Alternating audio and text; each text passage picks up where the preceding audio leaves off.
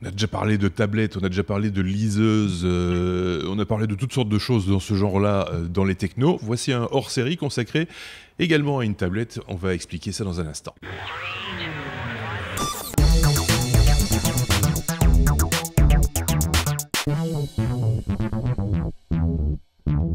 Un produit remarquable, je serais tenté de dire, Marc, puisque c'est le nom du produit, tout simplement. Remarquable avec un K. Bonjour Marc, tout d'abord. C'est toi qui nous amène ce hors-série, une fois de plus, un peu particulier, hein, comme on a l'habitude de le dire. Une tablette qui n'a pas vraiment... Enfin, on n'en a pas entendu beaucoup parler, ça n'a pas fait le buzz, comme on dit. Malgré tout, c'est un objet assez atypique. C'est un objet assez atypique et moi j'ai entendu parler de cet objet pour la première fois il y a à peu près 18 à 20 mois, par le biais d'une campagne Kickstarter, comme beaucoup de choses sur lesquelles les geeks que nous sommes peuvent arriver à mettre leurs doigts. Et je me rappelle que j'avais accroché directement au concept. C'était quelque chose qui me paraissait totalement utile, totalement, voire essentiel pour moi, qui suis encore malgré tout toutes les tablettes et les smartphones et les bidules et les gadgets que je trimballe. Je reste un grand amoureux de la prise de notes manuscrite. Et donc, il y avait toujours un petit gap entre la prise de notes et le stockage et le classement et l'archivage et la récupération des notes après, sans parler des carnets de notes qui s'empilent à droite à gauche et finalement tu sais jamais où se trouve ce que tu as noté ou bien c'est la feuille volante, etc. Ouais. Et donc finalement, cet objet a été pour moi quelque part un petit coup de foudre. Je me rappelle par contre que quand j'en ai parlé pour la première fois autour de moi en postant la photo du truc sur Facebook avec un hashtag Want, je me suis fait gentiment moquer en disant « encore un bidule qui servira jamais à rien », etc. Et donc, j'ai pris le risque de commander le machin sur Kickstarter, de participer à la campagne, et il y a maintenant 3 semaines, je l'ai reçu. Donc, il a fallu du temps pour que le truc soit mûri, et on va comprendre pourquoi. Parce que la technologie derrière est quand même aussi élémentaire qu'elle ait l'air d'être, elle est quand même pas mal subtile. Donc l'objet en question, c'est ceci. Donc voilà, c'est une grosse tablette. Oui. Ça a à peu près la taille d'un gros iPad, mais ce n'est pas un iPad. C'est en fait une liseuse, mais ce n'est pas une liseuse. C'est compliqué. Voilà. En fait, ce que vous avez ici, c'est effectivement une ardoise. C'est vraiment ça, une ardoise avec un écran e-ink. Donc le même genre d'écran qui équipe les Kindle, les Kobo, toutes les liseuses électroniques. Ces écrans sont réputés pour, premièrement, leur finesse d'affichage, parce qu'on a vraiment des résolutions qui s'approchent d'une résolution d'impression classique. Donc on a vraiment quelque chose qui est extrêmement fin, extrêmement précis, extrêmement net. Et on a également une économie d'énergie monstrueuse, parce qu'un écran e-ink qui est dans un état statique comme ici, ne consomme rien. C'est ça, c'est son changement d'état qui consomme. C'est son changement d'état qui va consommer de l'énergie. Et partant de ce principe-là, étant donné qu'il y avait déjà eu quelques vagues tentatives, notamment Sony à l'époque avec leurs premières liseuses, les PRST1, PRST2, de doter l'appareil d'un stylet, de pouvoir griffonner 2-3 trucs ou 2-3 schémas, mais qui pêchaient par une latence insupportable. Il fallait parfois attendre 4-5 secondes avant ce que vous ayez dessiné commence à apparaître sur l'écran. Le truc avait été enterré bien vite. Mais pas suffisamment vite apparemment que pour susciter l'intérêt des gens derrière cette initiative, derrière ce projet, pour qu'ils se penchent de manière sérieuse sur la manière d'optimiser et d'améliorer la prise de notes sur une tablette de ce style-là. Et donc ça a donné, au bout de 1 an et demi de travaux et de perfectionnement, un produit qui est, à mon sens, d'une intuitivité et d'une facilité d'emploi redoutable. D'ailleurs, c'est pas difficile. Depuis que je l'ai, il ne quitte plus. Tous les jours, il part avec moi. Il est toujours à portée de main pour griffonner un truc. Et ça a remplacé mes canons. Ça fait à peu près maintenant 3 semaines que j'ai plus touché un big standard, enfin, sauf vraiment si je l'ai pas sous la main. Mais je griffonne plus qu'avec ça et le petit stylet qui est fourni avec. Alors, petit détail, le stylet en question, c'est un vrai bout de plastique. Ce n'est rien d'autre. D'accord. Donc on peut utiliser n'importe quoi. Donc Et justement, c'est là que non, on ne peut pas utiliser n'importe quoi. Donc il doit y avoir à l'intérieur, je ne sais pas quoi, je ne l'ai pas ouvert, je vous l'avoue, mais il doit y avoir à l'intérieur quelque chose qui fonctionne sans énergie. Parce que c'est un truc qu'on ne va jamais charger, il n'y a aucun connecteur pour. c'est vraiment un bout de plastique. La seule chose que l'on peut changer, c'est la mine. Parce que cette mine, elle va s'user avec le temps. D'accord. Pourquoi?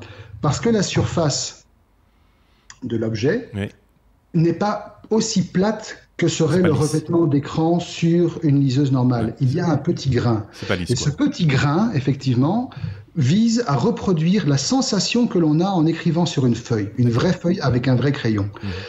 Et là, au niveau du réalisme, c'est bluffant. D'accord. Parce qu'on a vraiment l'impression d'écrire sur un support papier.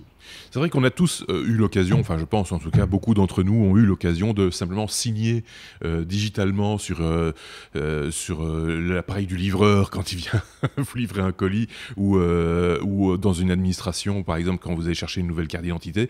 Et il y a ce stylet. Alors, tu le disais là tantôt, c'est lent, donc vous commencez à faire votre signature et une fois que vous avez terminé votre signature, elle commence à apparaître. C'est déroutant, c'est lisse et donc ça glisse plus facilement et donc on n'a pas la même sensation et on signe pas de la même manière.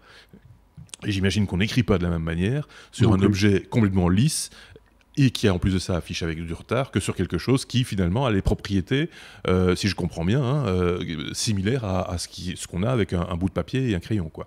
Oui, c'est vraiment ça. Les concepteurs ont voulu reproduire l'expérience papier-crayon ou bic-papier tout à fait habituelle.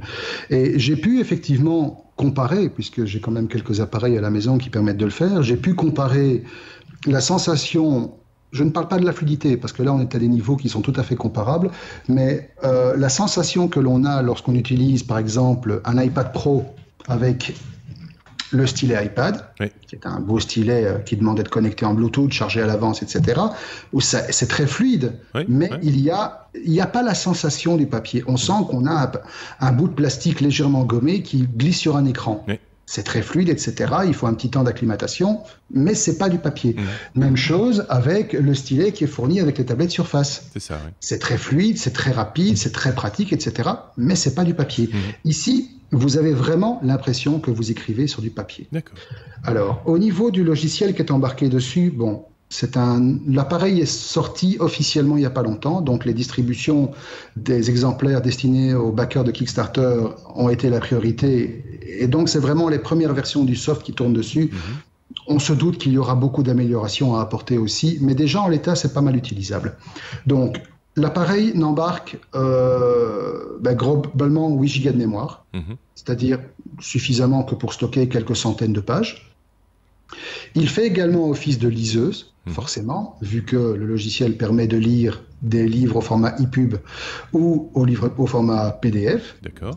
Et de les annoter, forcément aussi, sinon ça n'aurait pas d'intérêt. Ça permet de créer ses propres carnets de notes, de les classer dans des dossiers, des sous-dossiers. Mais étonnamment, par exemple, ça ne permet pas encore de déplacer une page d'un carnet dans un autre. D'accord. Ça, par exemple, c'est un truc qui, à mon sens, manque. J'ai déjà demandé à Remarkable s'il comptait modifier ça ou ajouter la fonction dans pas très longtemps. J'ai vu que d'autres l'avaient demandé. Maintenant, il faut avouer qu'ils sont totalement débordés avec leur lancement et qu'ils prennent un peu de retard pour répondre, ce que je peux comprendre, il n'y a pas de souci. Et donc, derrière ça, il y a l'appareil qui sert à écrire proprement dit. Et là, grosso modo, vous avez donc votre tablette. Alors, ce n'est pas un écran rétroéclairé. Donc, dans le noir, c'est comme vraiment une feuille de papier. Vous n'allez rien voir si vous êtes dans le noir. Il faut vraiment avoir une source lumineuse. Donc, vous avez effectivement une page. Et cette page, elle va vous permettre de noter vos idées, etc., de dessiner, de griffonner avec différents outils. Alors, vous avez, je ne sais pas si on le voit sur l'écran, tu peux le mettre un peu plus haut. Voilà, il y a des lignes. D'accord, comme sur un cahier. Et en fait, vous avez accès par défaut à une page blanche que vous pouvez personnaliser avec, je crois qu'il y a une quarantaine de variétés de modèles, des lignes, des quadrillages, des partitions, des checklists, etc. Et qui sont propres à chaque carnet de notes. Donc, vous pouvez avoir des carnets avec, des carnets sans. Vous avez comme outil, vous avez donc un stylo, un crayon et une plume. Alors la différence, le stylo, il a une épaisseur fixe, mais il est sensible à la pression. Le crayon, il reproduit la texture du crayon sur le papier, il est sensible à la pression et à l'inclinaison. Donc on peut vraiment aller assurer certaines zones. Et la plume, c'est vraiment la plume à encre où selon l'inclinaison, selon la vitesse de défilement, la vitesse d'écriture, vous allez pouvoir avoir des traits plus ou moins fins, plus ou moins... un aspect esthétique, d'habitude aussi Voilà, exactement. Par exemple, vous avez des outils pour effacer des zones, déplacer des zones, faire des rotations, des agrandissements, des limites, des annulations et des reproductions illimitées. Et vous avez aussi, c'est bien pratique, une fonction calque qui permet d'empiler des calques et donc de faire des dessins en plusieurs étapes. Oui, c'est bien, oui. Donc ça, c'est pas mal. Au niveau de la fluidité, c'est là qu'on va voir que le truc est quand même relativement efficace. Donc je vais prendre l'option crayon et je vais prendre une mine normale. Donc il faut se dire que les premiers prototypes, il y avait une latence monstrueuse comme sur tout écran à encre électronique. Et ici, vous n'avez aucune latence, vraiment zéro latence. Si vous avez l'image, effectivement, tu le ferais pas moins bien sur une feuille de papier. Je veux dire, c'est vraiment non, mais on ne sait pas le faire autrement. C'est ça. Ouais.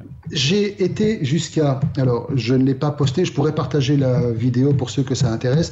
J'ai été jusqu'à utiliser mon smartphone pour filmer en 240 images secondes le tracé d'une ligne. D'accord. Ce truc est plus rapide qu'un iPad Pro ou qu'une Surface. Ah oui. Okay. Il y a vraiment Sauf si la page est ultra chargée, qu'il y a un PDF derrière et que vous commencez à griffonner des trucs, là, vous allez avoir effectivement une petite latence. Mais sur une page blanche, sur une page vierge, où vous vous contentez simplement de noter du texte ou de faire un petit schéma à droite à gauche, zéro latence. Vous avez vraiment, en plus avec la sensation, vous avez vraiment les yeux fermés, vous êtes sur une feuille de papier. D'accord. Donc c'est vraiment bluffant, sans compter effectivement, comme je vous l'ai dit, le fait que vous pouvez travailler avec différents niveaux de pression, est-ce qu'il est possible Voilà, oui, vous pouvez vraiment assurer, travailler avec différents niveaux de pression. Oui, donc là, on est plus dans quelque chose qui, enfin, sans aller jusqu'à du Photoshop, soyons clairs, mais c'est plus quelque chose de graphique, quoi. Oui, mais ça vous permet, comme avec un vrai crayon, de faire un schéma, un griffonnage sur un bout de papier. Vous avez besoin d'avoir, je sais pas moi, un logo, un plan en perspective, un truc d'architecture. Est-ce qu'un artiste pourrait s'en satisfaire pour faire un crayonné Un artiste pourrait s'en satisfaire pour faire un crayonné et récupérer par la suite ce crayonné pour servir de base à quelque chose de plus élaboré. Parce que ça, c'est la deuxième possibilité.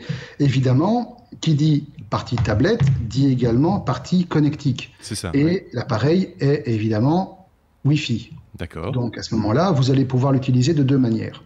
Soit vous allez pouvoir utiliser le Wi-Fi pour synchroniser toutes vos notes, vos dessins, vos schémas, etc.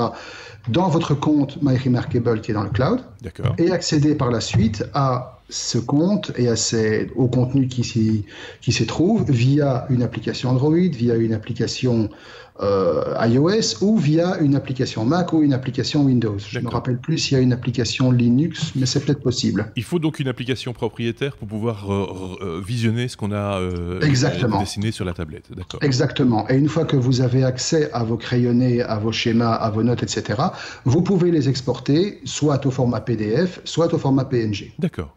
Donc, vous pouvez les retravailler comme vous le voulez. Ça, c'est pour toute la partie positive. Et effectivement, je vous dis, malgré quelques petites imperfections, quand la charge est vraiment très lourde, disons-le, parfois il y a des bugs aussi. Parfois, le crayon décroche, ça arrive. Mais c'est perfectible, donc ça peut être amélioré. C'est quelque chose qui est vraiment intuitif, ça tombe sous le sens, ça tombe sous la main directement. Et moi, j'ai déjà rempli quelques dizaines, quelques vingtaines de pages avec ça. Et je me rends compte que ça devient vraiment un truc incontournable. Sinon, pour rapidement faire le tour de la tablette, donc vous avez vu, l'écran prend toute la place. Les icônes sont extrêmement simples à comprendre, les outils aussi. Et vous avez en bas 3 boutons. Boutons qui vous ramènent toujours au menu principal et des boutons pour ajouter rapidement des pages ou revenir aux pages précédentes. D'accord. Tout simplement. C'est vraiment réduit à son strict minimum. Un port micro USB pour la charge et un bouton d'allumage au-dessus. Voilà. La synchronisation est automatique avec le cloud Dès que tu es connecté, oui, c'est en temps réel. D'accord. Donc, pas de truc à faire. Maintenant, pour l'autonomie, mieux vaut ne pas la laisser activer tout le temps parce que ça bouffe. Ça bouffe. On perd l'avantage de justement la partie e-ink qui est censée économiser l'énergie. Et il faut avouer que la technologie qu'ils ont développée pour pouvoir assurer zéro latence sur les tracés consomme de l'électricité. Donc ne vous attendez pas à avoir avec cet appareil l'autonomie que vous avez avec une liseuse. Ça va se décharger moins vite qu'un iPad ou qu'un truc pareil, mais en utilisation soutenue, vous n'allez pas tenir plus que 3-4 jours, une semaine sans devoir le recharger. Mais comme on le disait au début, le principe de l'écran, c'est aussi qu'il ne consomme que quand il y a un changement d'état. Et là, en l'occurrence, quand on écrit, le changement d'état est permanent. Exactement. Donc, effectivement, c'est cela qui fait que. Alors, au niveau des choses qui sont perfectibles maintenant. Donc, premièrement, je l'ai dit, l'autonomie, elle n'est pas terrible, même si on s'en accommode. On apprend effectivement à lui coller un fil à la patte dès qu'on est au bureau. Comme ça, on ne bouffe pas, effectivement. Sinon, la gestion des documents elle-même est encore perfectible. Donc, je l'ai dit, pas moyen de prendre une page dans une note et de la mettre dans un autre carnet de notes. Pas moyen de prendre un morceau d'un document, puisqu'on sait faire des sélections, et de le copier ailleurs. Tout ça, je suppose, fera l'objet d'améliorations successives du logiciel embarqué, vu qu'il y a la possibilité, évidemment, de faire des mises à jour. Il n'y en a pas encore eu, ça ne veut pas dire qu'il ne va pas y en avoir. Deuxième chose, ne vous en servez pas comme liseuse. Elle n'est pas conçue pour. Elle est conçue pour afficher des documents et vous permettre de les annoter. Elle réagit d'ailleurs beaucoup mieux avec les PDF qu'avec les EPUB. Avec les EPUB, elle a des problèmes de mise en forme. C'est un peu n'importe quoi. Je lui ai fait bouffer quelques trucs. Ce qui n'a pas de mise en forme complexe, ça passe. Dès qu'il y a des trucs un peu originaux, ça part en couille totale. Les PDF sont beaucoup mieux rendus. Chose aussi, ne vous en servez pas pour lire parce que l'utilisation en mode lecture consomme pas mal aussi. Donc vous allez réduire l'autonomie et vous n'allez pas avoir franchement un confort supplémentaire parce que par rapport à un Kindle, ça pèse son poids quand même. Oui, c'est ça, ça a l'air d'être un peu plus... Vous avez quand même un objet qui est relativement massif avec une grosse batterie, un dos en aluminium. C'est solide, c'est du costaud et ça pèse son poids quand même. D'ailleurs, c'est prévu pour être utilisé posé, pas tenu, ou alors à la rigueur posé sur vos genoux. D'accord.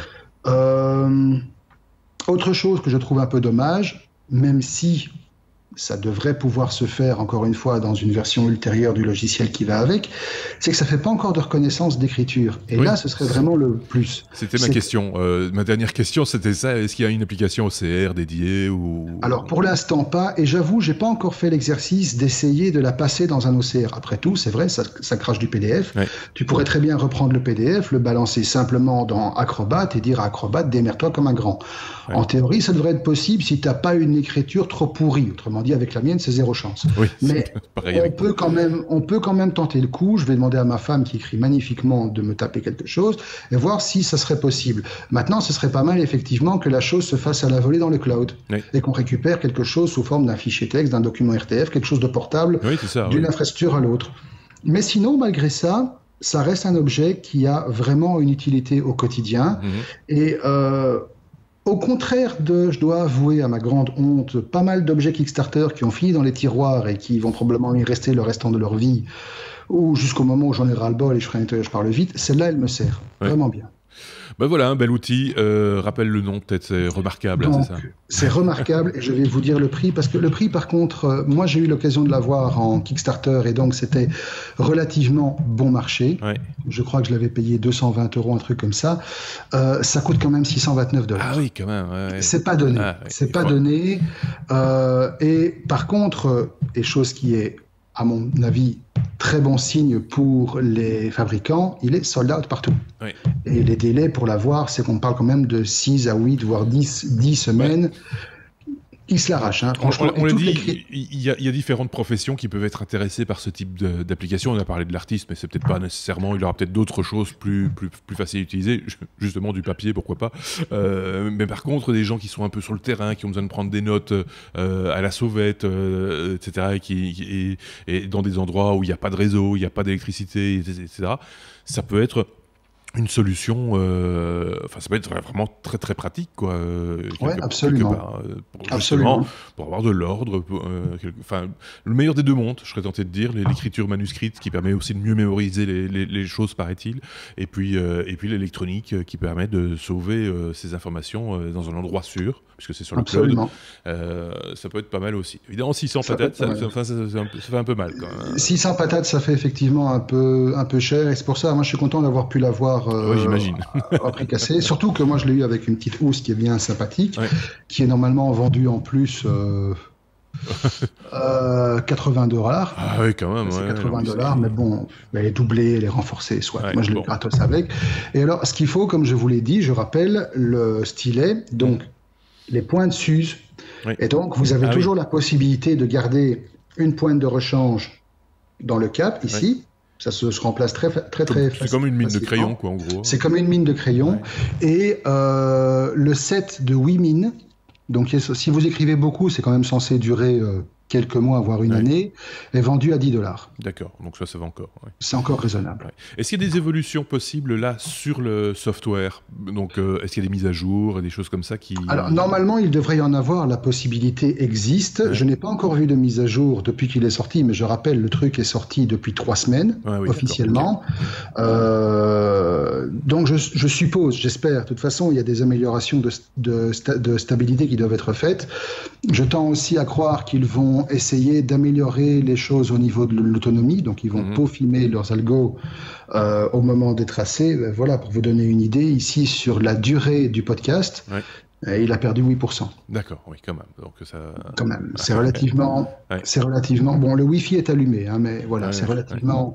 Ça bouffe, quand même. Ok, donc tu disais, disponible depuis 3 semaines, nous enregistrons ce hors-série le 21 octobre, pour être tout à fait précis. Et comme on a beaucoup d'enregistrements prévus, il se peut que ce hors-série, vous n'y ayez accès que d'ici quelques semaines. Donc il faut relativiser un petit peu, c'est pour ça qu'on vous donne la date d'enregistrement. C'est beaucoup plus simple comme ça. En tout cas, merci Marc pour cette trouvaille. N'hésite pas à nous revenir avec les mises à jour si jamais il y en a, en tout cas d'intéressantes et d'importantes dans le process actuel, par rapport au process actuel. Si vous avez des expériences similaires avec des objets qu'on ne connaît peut-être pas nous, mais que vous avez découvert et que vous appréciez particulièrement, n'hésitez pas à les partager avec la communauté, que ce soit en commentaire sur lestechno.be sous cet article ou alors sur notre chaîne YouTube sous cette vidéo. Merci à vous de nous avoir suivis. Merci à Marc. À très bientôt. Au revoir.